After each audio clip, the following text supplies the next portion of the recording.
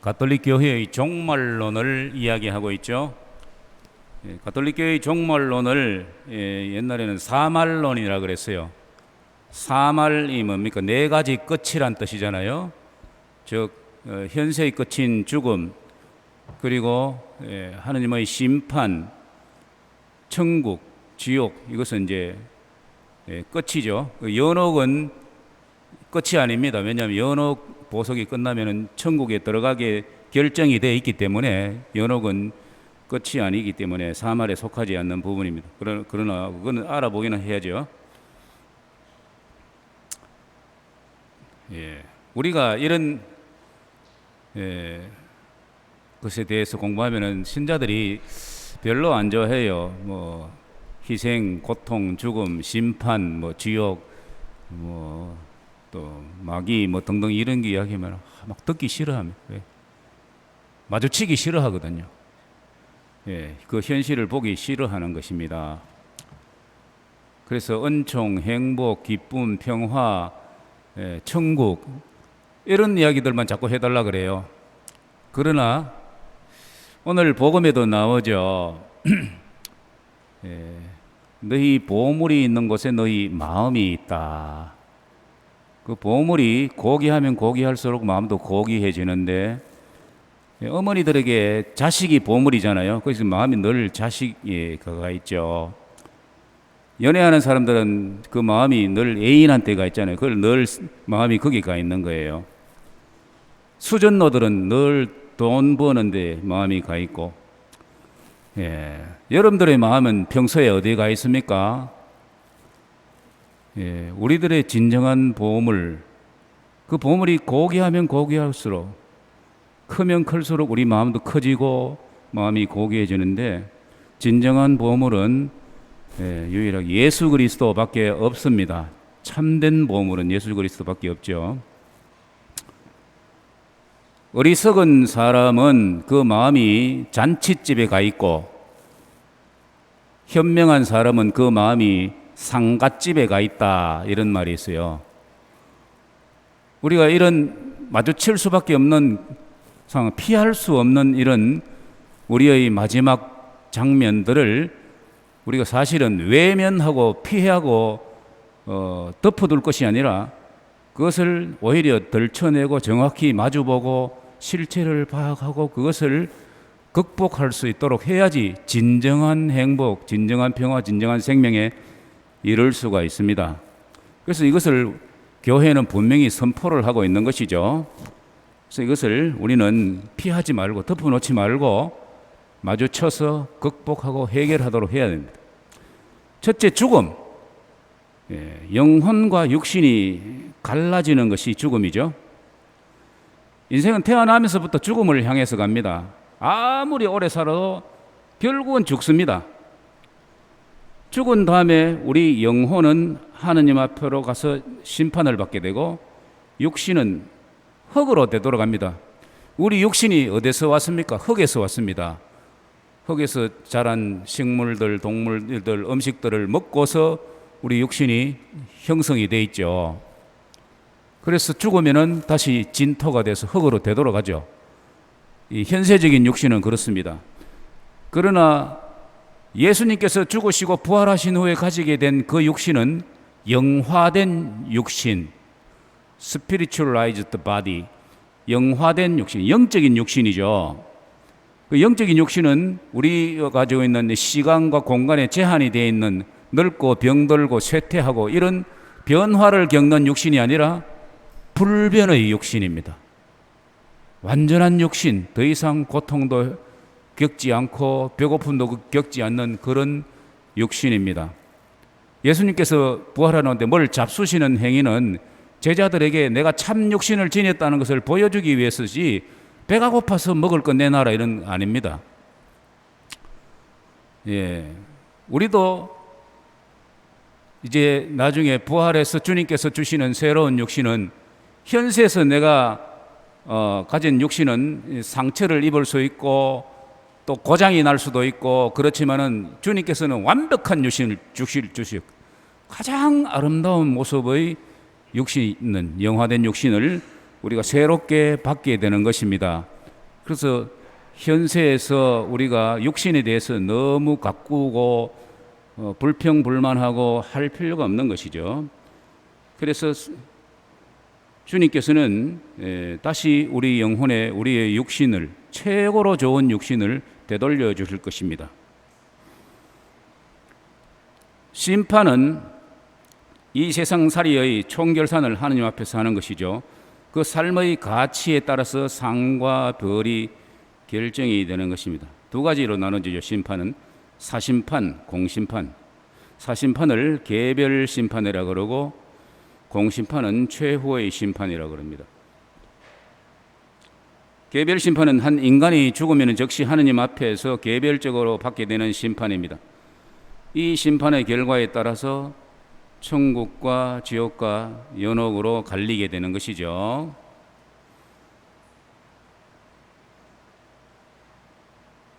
그리고 최후의 심판은 세상 종말 때에 있는 심판입니다.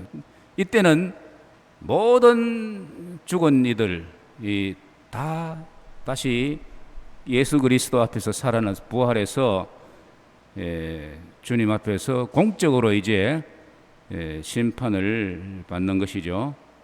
그때 재림하시는 주님, 심판주로 오시는 예수 그리스도께서 이제 공적으로 이제 심판하시는 것입니다. 이때 의인이나 악인이나 죽은 모든 이가 부활을 하게 될 것입니다. 그때 그리스도께서 영광에 쌓여 모든 천사와 함께 오면은 모든 민족들이 사람의 앞으로 모일 터인데 그는 목자가 양과 염소를 가르듯이 그들을 가를 것이다. 그렇게 하여 양들은 자기 오른쪽에 염소들은 왼쪽에 세울 것이다. 이렇게 하여 그들은 영원히 벌을 받는 곳으로 가고 의인들은 영원한 생명을 누리는 곳으로 갈 것이다. 이렇게 마태오복음 25장에 나오죠. 바로 최후의 심판 장면을 예수님께서 설명하신 대목입니다. 이 두 가지 심판이 있습니다.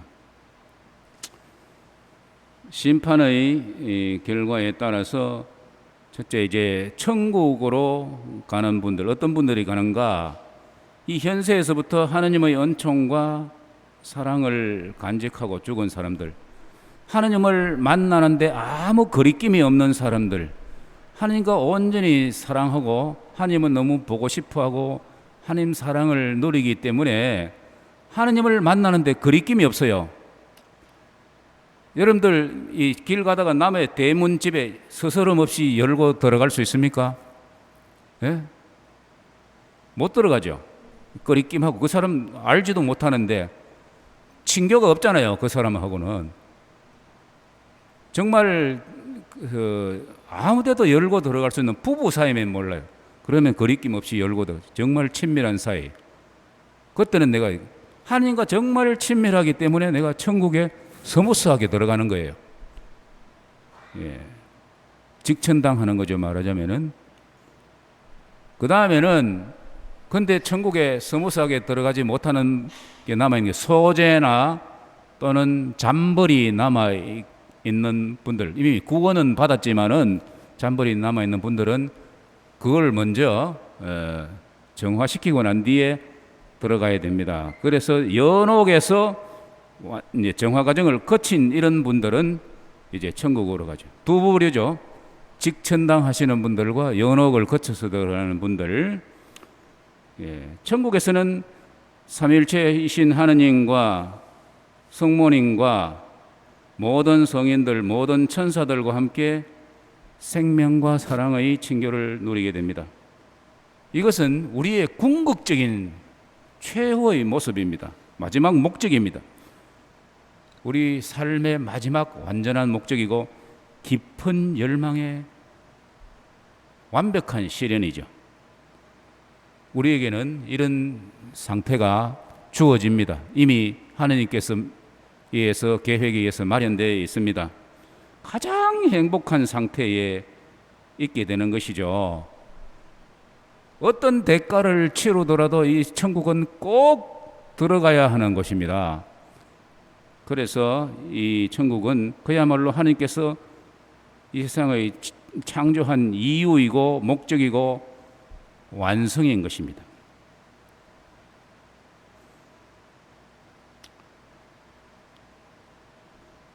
두 번째 연옥은 아까 말했듯이 이제 하나님 사랑과 은총 안에서 죽었으나 완전히 정화되지 않은 사람들은 천국의 기쁨을 누리기 전에 먼저 정화 과정을 거치게 되는 것입니다.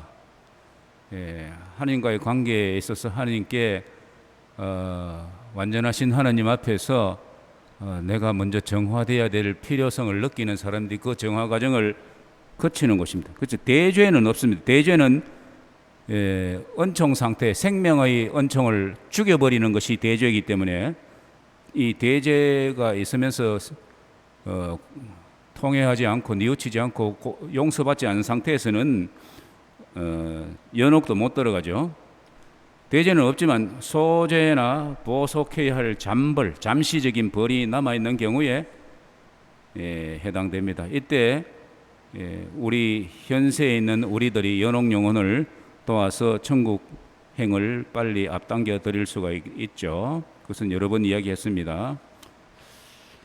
마지막으로 이제 지옥입니다. 이 지옥은 어떤 이유에서라도 들어가지 말아야 되고 반드시 피해야 할 것입니다. 정말 무서운 곳이죠. 악마와 악인들이 혹독한 형벌을 끝없이 받는 곳입니다. 희망이 없습니다. 영원한 끝없는 암흑, 절망의 세계이죠. 이렇기 때문에 지옥의 고통은 점점 더 커집니다. 마태복음 25장에 이 저주받은 자들아 나에게서 떠나 악마와 그의 졸도들을 가두리고 준비한 영원한 불 속에 들어가라. 이것이 영원한 불이 바로 지옥이죠.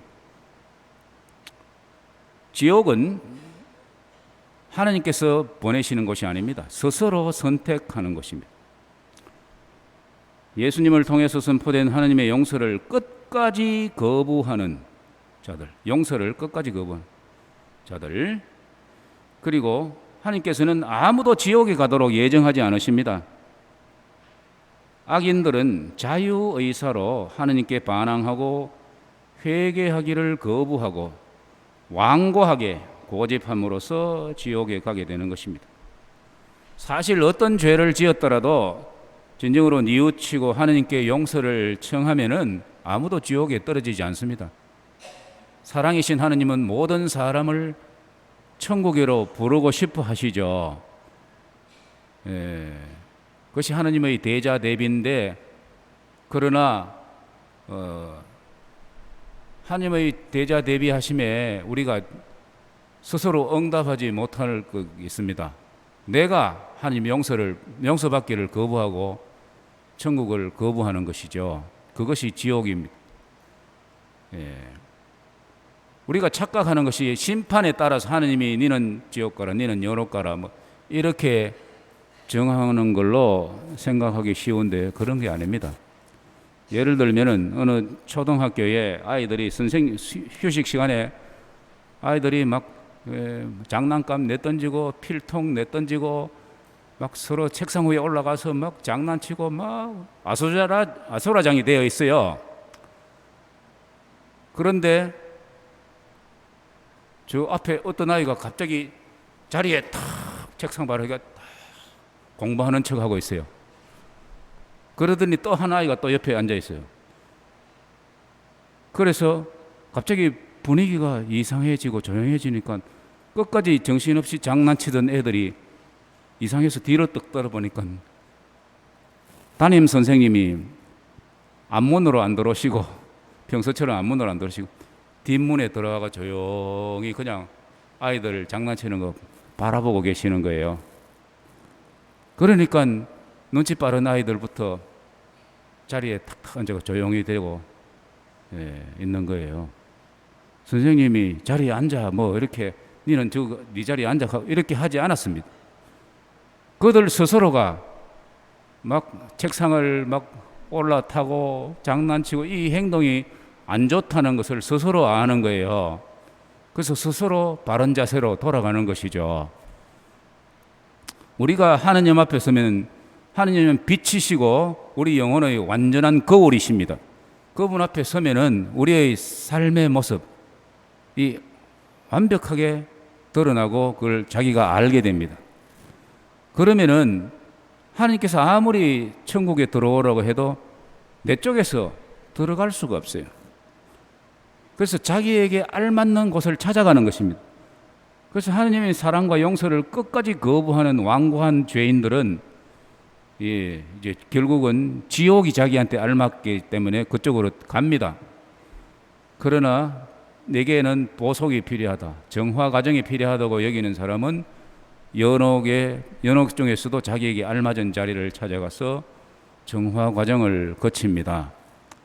연옥은 이미 구원받은 곳이기 때문에 연옥에 있는 영혼들은 이 현세에 다시 되돌아가고 싶어 하지 않는데요. 왜냐하면 이 세상에서는 하느님의 존재를 볼 수 없고 제대로 알 수 없고 오직 믿음만으로 하느님을 대합니다. 그리고 또 유혹이 많고 여러 가지 위험이 많은 것입니다. 그러나 연옥은 정화 과정이 너무나 고통스럽지만은 이미 구원받았기 때문에 그곳에서 하느님을 만날 때까지 연옥을 잘 참는데요. 그 연옥 정화 과정을. 근데 이 세상에서는 그렇게 육신의 장벽에 가려서 하느님을 바로 보고 인식하는 것이 믿음으로 밖에는 되지 않기 때문에 대신에 기도와 성사의 은총이 주어지고 있고 또 이 세상에서 스스로 자발적으로 희생하는 것에 대한 공로가 엄청 큰 것입니다. 그래서 생미사가 연미사보다 훨씬 공로가 크고 또 현세에서 바치는 자발적인 희생이 연옥에서 받는 것보다 훨씬 더 가치가 크다는 것이죠. 바꾸어 말하면은 연옥에서 받는 그 고통은 이 현세에서 받는 고통을 다 합쳐도 연옥의 그 하루를 못 당한다는 것이죠. 그만큼 연옥 고통이 크죠. 그래서 현세에서는 너무나 쉽게 하느님의 용서와 자비를 입을 수 있고 예수 그리스도께서 십자가로 마련하신 십자가의 구원 공로를 쉽게 얻을 수 있고 혜택을 입을 수 있고 하느님의 자비를 입을 수 있는 곳입니다. 그래서 성서에는 해가 있을 때 걸어가라. 우리 현세 목숨이 살아있을 때 빨리 구원을 마련하라 이런 뜻이겠죠.